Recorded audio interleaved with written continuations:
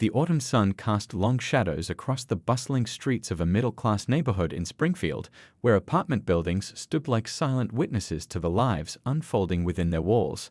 Among these buildings was Cedar Grove Apartments, a well-maintained three-story structure that had been home to many families over the years. In apartment 2B lived Michael Chen, a 34-year-old software engineer known among his neighbors for his friendly demeanor and his habit of helping elderly residents with their groceries. Michael had made this apartment his home for the past 3 years. The space wasn't luxurious, but it was comfortable, filled with books, a collection of vintage jazz records, and photographs of his family. His living room window overlooked a small community garden he had helped start with other tenants, a project that had brought the building's residents closer together. Every morning, he would wake up early, make his coffee, and spend a few minutes watering the small herb garden he maintained on his windowsill before heading to work.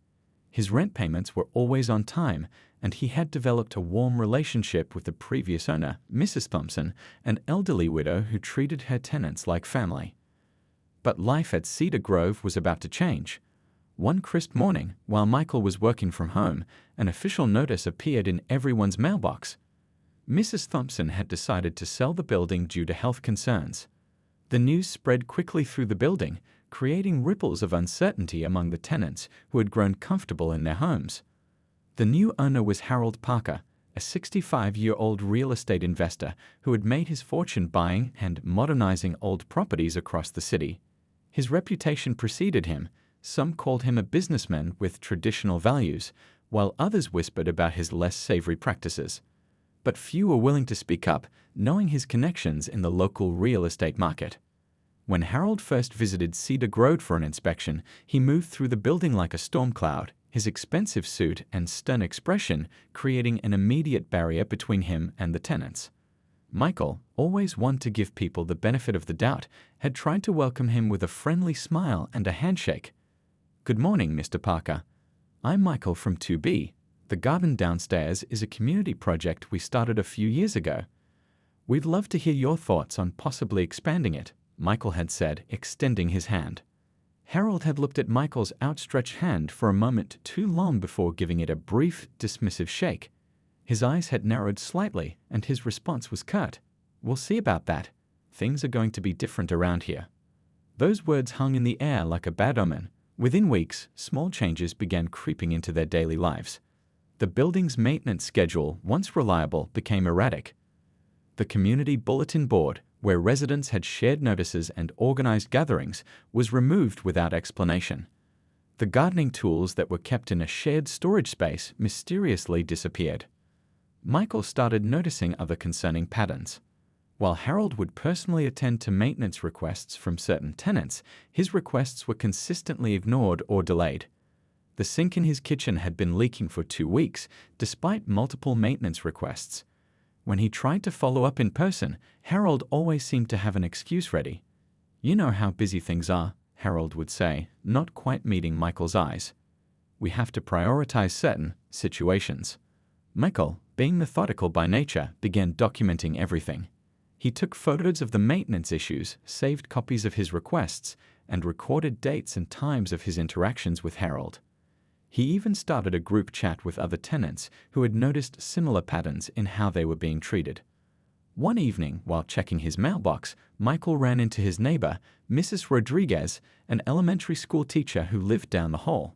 She looked worried as she clutched a notice in her hands. "Michael, have you noticed how things have changed?" she asked in a low voice.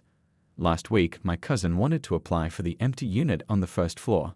Harold told her it was already rented, but I still see the for rent sign in the window." Michael nodded slowly, his own experiences suddenly falling into a clearer pattern. "I've been keeping track of some things," he said, showing her the folder of documented incidents on his phone.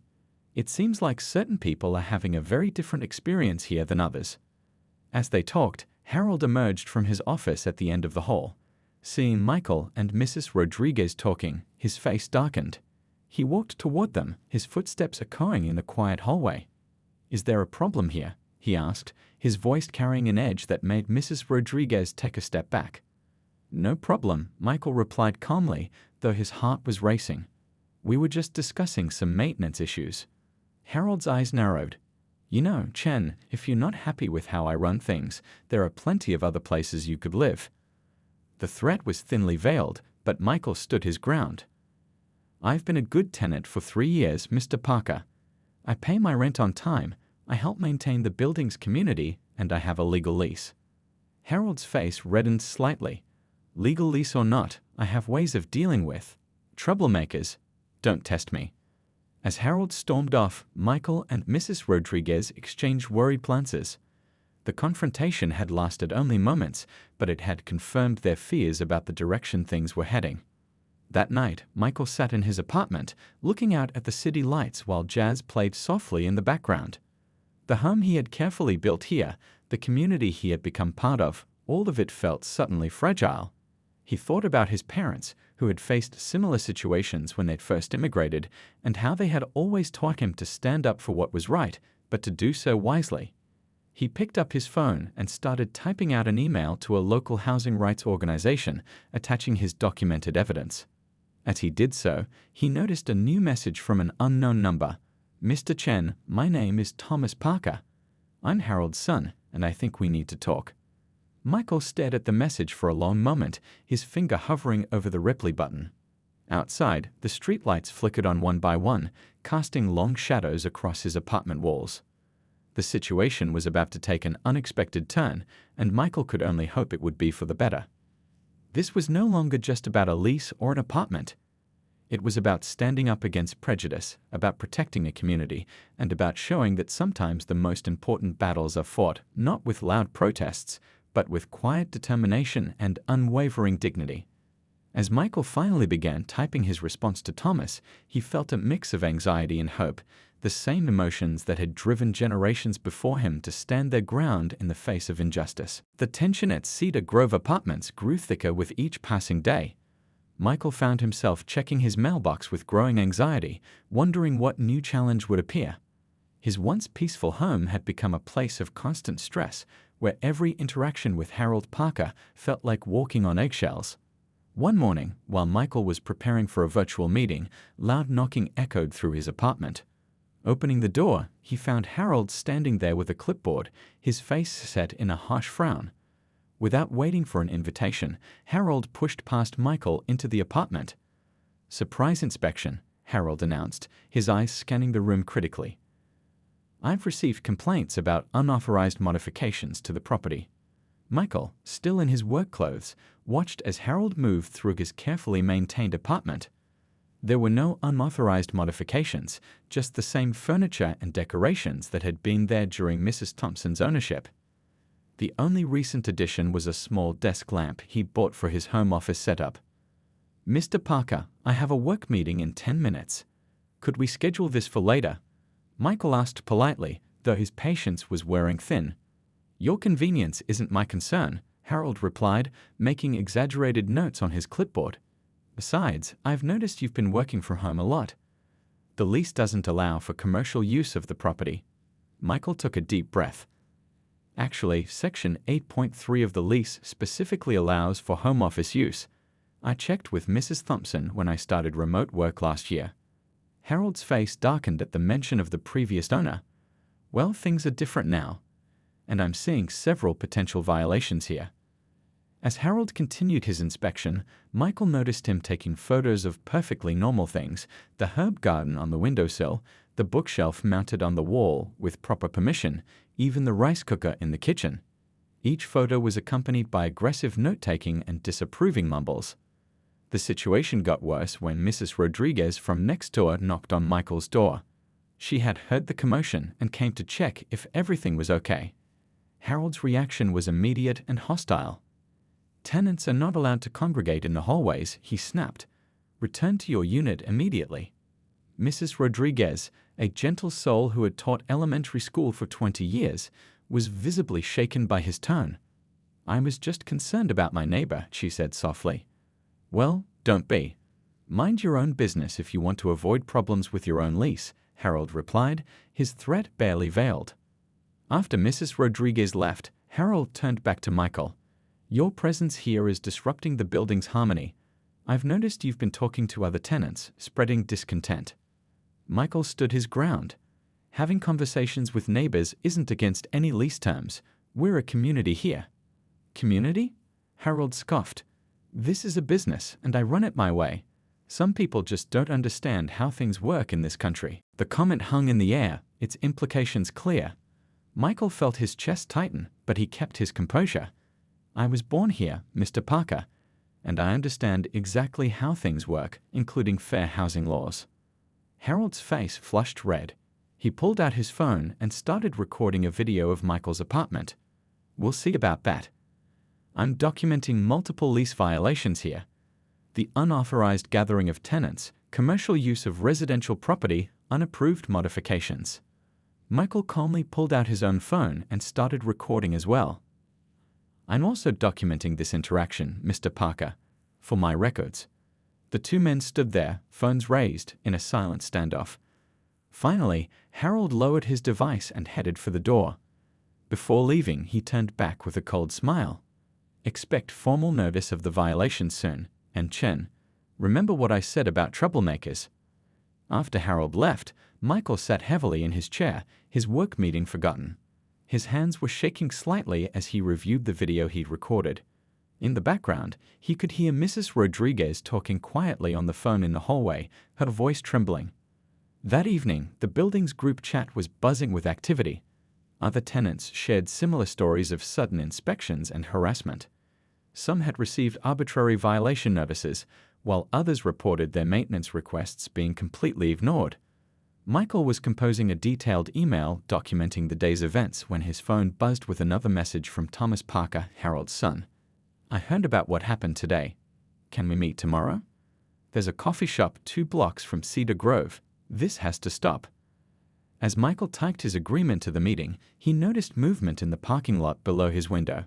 Harold was there, talking to a man in a suit who was taking photos of the building. The community garden, which had brought so much joy to the residents, was being particularly scrutinized. Michael's phone buzzed again, this time with a message from his cousin who worked at a local law firm. She had put him in touch with a housing rights attorney who wanted to hear his story. Things were about to change at Cedar Grove Apartments, one way or another. That night, as Michael lay in bed, he thought about all the others who had faced similar situations, but didn't have the resources or support to fight back. He thought about Mrs. Rodriguez, about the other tenants, about his parents' stories of their early days in this country.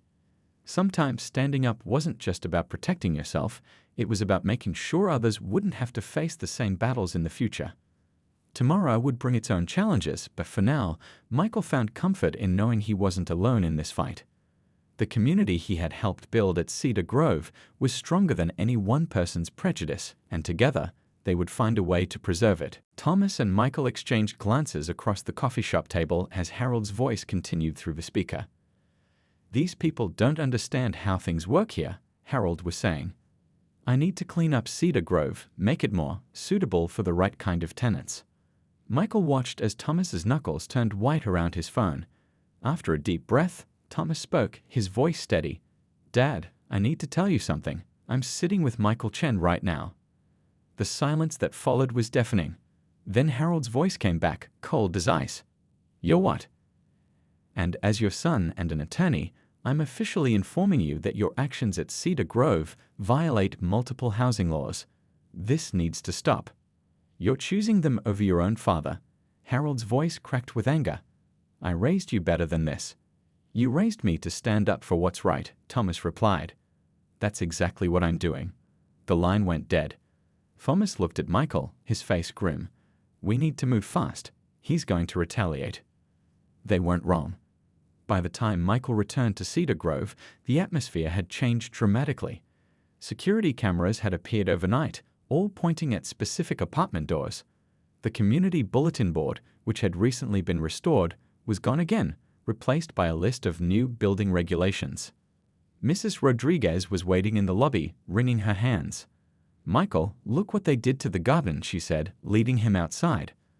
The community garden, which had been thriving just yesterday, was now torn up. Plants were uprooted, planters overturned. A sign stated, "Area closed for renovations. Management not responsible for personal items left unattended." Other residents gathered around, their faces showing a mix of anger and fear. The elderly couple from the first floor, the Wilsons, had found their wheelchair ramp blocked by maintenance equipment. The Young family upstairs reported their water had been shut off for emergency repairs. "He's trying to break us," someone whispered. But something unexpected was happening. Instead of cowering, the residents of Cedar Grove were coming together. Mrs. Wilson from apartment 1A brought out chairs so people could sit and talk. Someone ordered pizzas. The young couple from 3C set up a mobile hotspot when the building's internet mysteriously went down. As the sun began to set, the lobby of Cedar Grove had transformed into an impromptu community meeting. People shared stories of Harold's harassment, documented incidents on their phones, and offered support to each other. A local news reporter, tipped off by someone in the building, showed up to cover the story. Thomas arrived with a team of housing rights advocates. "We've filed for an emergency injunction," he announced to the gathered residents. "But we need everyone's help. Every incident, every interaction needs to be documented."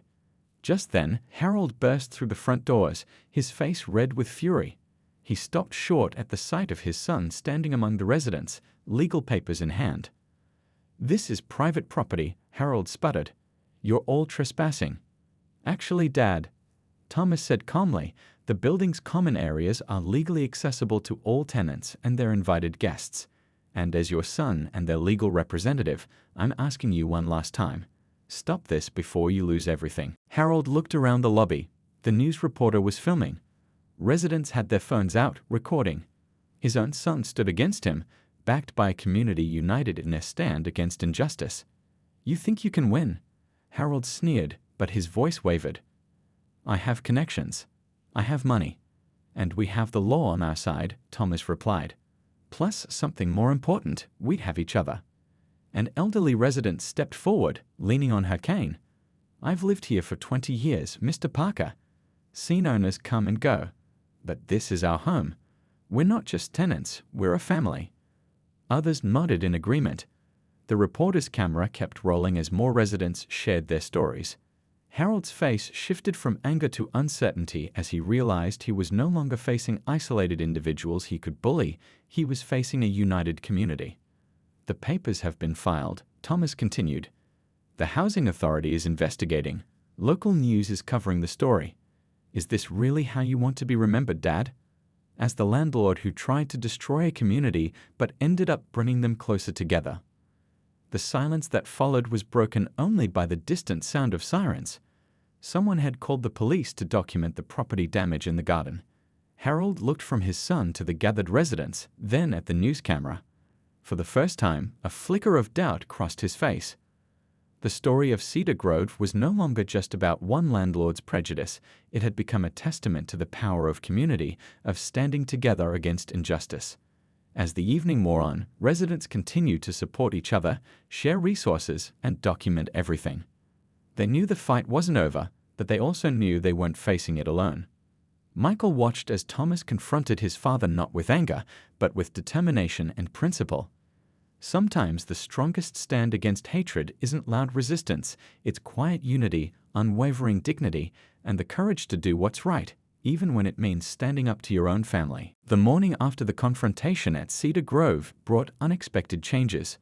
Local news vans lined the street, their satellite dishes reaching up into the gray sky. Reporters stood in front of the building, sharing the story of how a community stood up against discrimination. Inside, the atmosphere was tense but hopeful. Michael woke up early, his phone buzzing with messages of support from friends who had seen the news coverage. As he made his morning coffee, he heard knocking at his door. Opening it, he found Thomas standing there, looking tired but determined. "The judge granted our emergency injunction," Thomas said, holding up official-looking papers. "Dad can't make any changes to the building or harass any tenants while the case is pending." But Harold wasn't going down without a fight. By mid-morning, expensive-looking cars started pulling up to Cedar Grove. Men in suits walked in and out of Harold's office, carrying briefcases and speaking in hushed tones. "He's called in his business partners," Thomas explained to the worried residents gathered in the lobby. "They're probably trying to figure out how to protect their other properties from similar legal action." Mrs. Rodriguez had organized a support network among the tenants. Some brought food, others offered their skills. The young tech-savvy couple from 3C helped elderly residents set up security cameras in their apartments. The retired teacher from 2C started a detailed log of every incident. Around noon, a familiar face appeared at Cedar Grove, Mrs. Thompson, the previous owner. She had seen the news and came to help, bringing boxes of documents from her time as owner. "I have records of all approved modifications, maintenance requests, everything," she said, her voice shaking with emotion. "What Harold's doing, this isn't right." As they sorted through the documents, more evidence of Harold's discriminatory practices emerged. Maintenance requests from certain tenants were consistently ignored. Rent increases targeted specific residents. The pattern was clear and damning. Outside Harold's office, raised voices could be heard. Through the frosted glass, shadows moved back and forth as Harold argued with his business partners. Words like liability and settlement filtered through the door. Thomas spent hours meeting with residents, documenting their experiences. The elderly couple whose wheelchair ramp had been blocked shared their story. The young family talked about the mysterious water shoot-offs. Each account added another piece to the legal puzzle. Around sunset, the door to Harold's office finally opened. His business partners filed out, their faces grim. Harold emerged last, looking deflated. His eyes met Thomas's across the lobby. "We need to talk," Harold said quietly. Privately, father and son disappeared into the office while residents waited anxiously. An hour passed. Then two. Finally, the door opened and both men stepped out. Thomas's face was unreadable, but Harold looked like he had aged years in those few hours. Harold cleared his throat, addressing the gathered residents. I've been advised by my partners that my actions have put our entire business at risk. They're concerned about similar situations at other properties." He paused, glancing at his son before continuing. "Thomas has helped me understand the legal consequences of my actions. And the human ones." Thomas stepped forward. "We've reached an initial agreement. All discriminatory practices will stop immediately. The garden will be restored. Maintenance requests will be handled fairly. And," he looked at his father, "Harold has agreed to undergo fair housing training." The residents listened cautiously, years of distrust not easily erased by one speech, but it was a start. "I'm not asking for forgiveness," Harold added, his voice rough. "But I am committing to change. My son," his voice cracked slightly, "my son has shown me that I've been wrong. About many things." In the days that followed, changes began to appear at Cedar Grove. The security cameras were removed. The garden was replanted, with Harold surprisingly joining the effort one Sunday morning, awkwardly learning to plant tomatoes under Mrs. Rodriguez's guidance. Maintenance requests were handled promptly, regardless of who made them. The wheelchair ramp was cleared and improved. The community bulletin board returned, now featuring a prominent posting of tenant rights. But the most significant change was harder to see. It happened in small moments. Harold stopping to help Mrs. Wilson with her groceries, joining the building's monthly community meetings, actually listening when residents spoke. One evening, Michael found Harold standing alone in the garden, looking at the newly planted vegetables. "My wife," Harold said without turning around. She loved gardening. Before she passed, she always said a garden brings people together.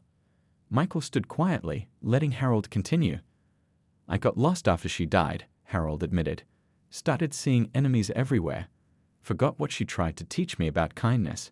He turned to Michael. "I'm sorry for everything. It wasn't a Hollywood ending. Trust would take time to rebuild.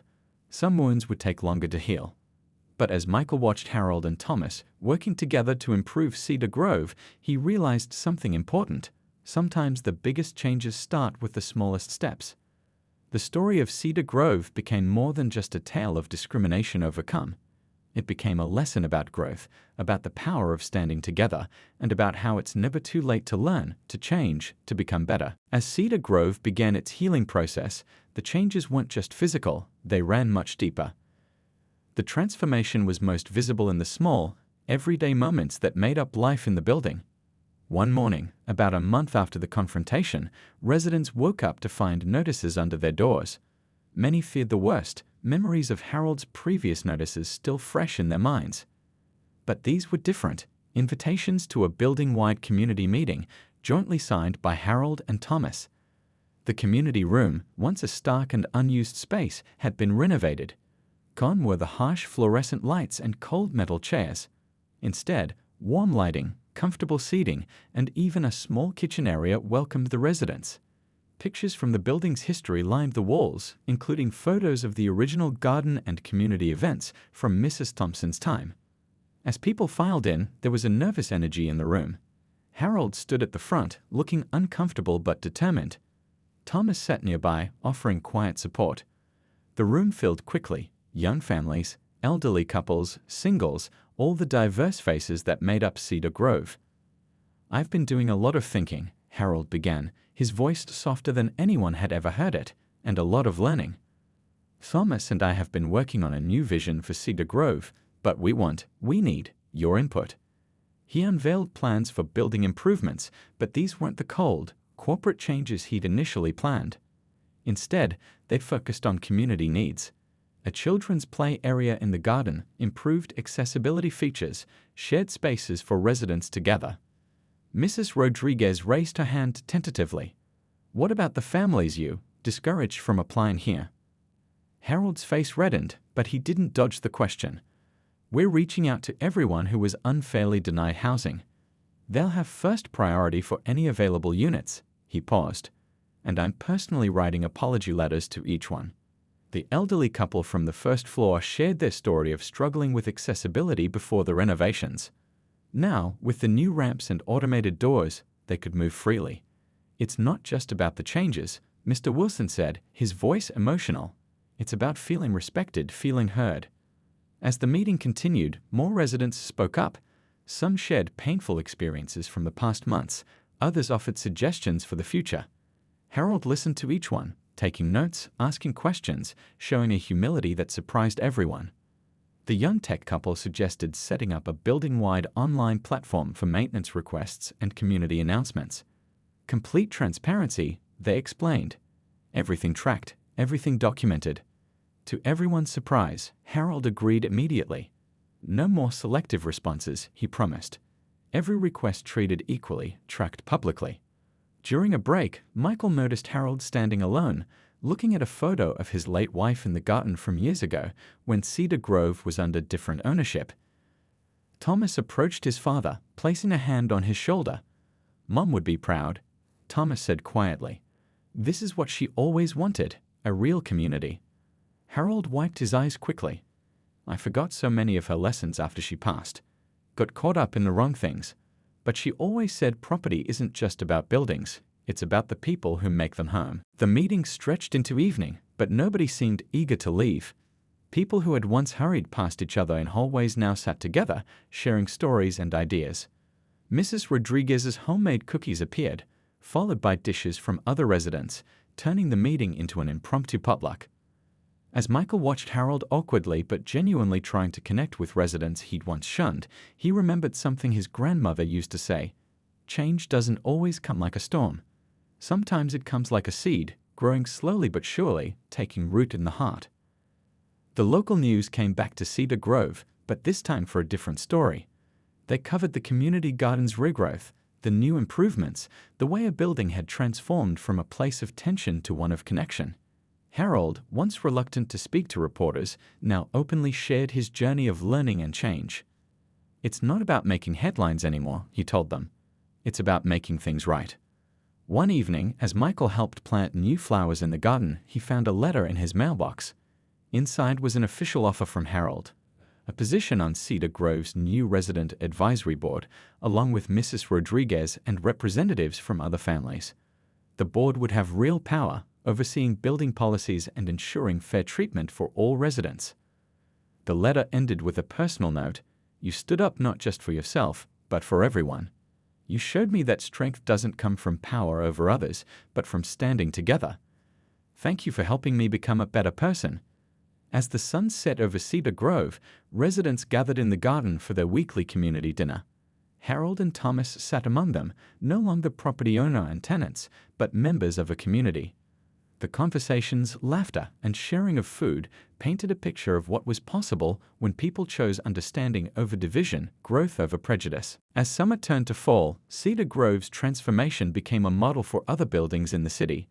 Property owners and community organizations began reaching out, wanting to learn how a place once known for discrimination had become a symbol of positive change. One crisp morning, Harold gathered everyone in the community room. The space, now warm and inviting, was filled with residents curious about the meeting's purpose.